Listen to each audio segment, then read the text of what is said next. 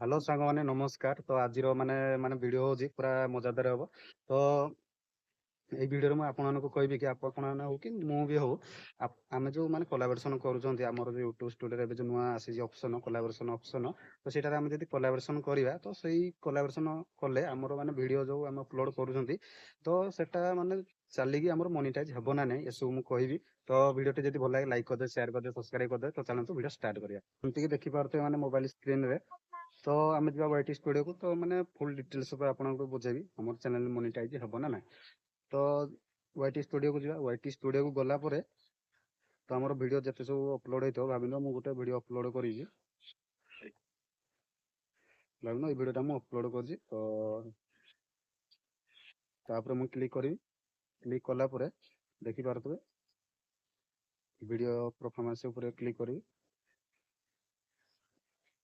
ତ ସାଙ୍ଗମାନେ ଆମେ ଯାହାକୁ କୋଲାବରେସନ୍ କରିବା ତ ଏସବୁ ମାନେ ସେ ପୁରା ଦେଖିପାରିବ। ଆମର ମାନେ ରିଚ୍ କେତେ ଗଲା, ଏଙ୍ଗେଜମେଣ୍ଟ କେତେ ହେଲା, ଅଡ଼ିଏନ୍ସ ଏସବୁ ମାନେ ସିଏ ଦେଖିପାରିବ। କିନ୍ତୁ ଆମର ଏର୍ନିଂ କେତେ ହେଲା ଏଇ ଭିଡ଼ିଓରେ, ମାନେ ପଇସା ଆମର କେତେ ମାନେ ଏଇଟାରୁ ହେଲା, ସେ ମାନେ ଏସବୁ ମାନେ ଦେଖିପାରିବନି। ତ ମାନେ ଏସବୁ ସେ ସବୁ ଦେଖିପାରିବ।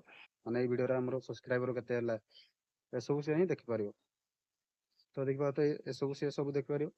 ତାପରେ ଆମର ମେନ୍ ଟପିକ୍ ହେଲା କି ଆମର ମାନେ ମନିଟାଇଜ୍ ହେବ ନା ନାହିଁ। ତ ସାଙ୍ଗମାନେ ଯିଏ ଭିଡ଼ିଓଟା ଅପଲୋଡ଼ କରିଥିବ, କାହିଁକିନା ସିଏ ତା ଆଡ଼ୁ ମାନେ କୋଲାବରେସନ୍ ଯେହେତୁ କରିଛି ତ ତାର ହିଁ ଚ୍ୟାନେଲରେ ଯଦି ଭିଡ଼ିଓ ଚାଲିଲା ତାର ହିଁ ଚ୍ୟାନେଲ ମନିଟାଇଜ୍ ହେଇପାରିବ। ତ ସେ କୋଲାବରେସନ୍ କଲା ଆଉ ଜଣଙ୍କୁ, ତ ଯାହାକୁ ସେ କରିଥିବ ତ ତାର ହେବନି। ତ ସେ ସବୁ ଦେଖିପାରିବ, ଆମର ଯେତେ ମାନେ ପରଫର୍ମାନ୍ସ ସବୁ ଦେଖିପାରିବ ଆମ ଭିଡ଼ିଓରେ କ'ଣ କେମିତି ହେଲା। ତ ସବସ୍କ୍ରାଇବ୍ ତାର ବି ବଢ଼ିପାରିବ, ଆମର ବି ବଢ଼ିପାରିବ। ତ ଏସବୁ ସେ ମାନେ ଦେଖିପାରିବ। କିନ୍ତୁ ଏର୍ନିଂ କେତେ ହେଲା ଆଉ ମନିଟାଇଜ୍ ମାନେ ତାର ଚ୍ୟାନେଲ ମାନେ ଯାହାର ଭିଡ଼ିଓ ସେ ହିଁ ତାର ବି ମନିଟାଇଜ୍ ହେଇପାରିବ।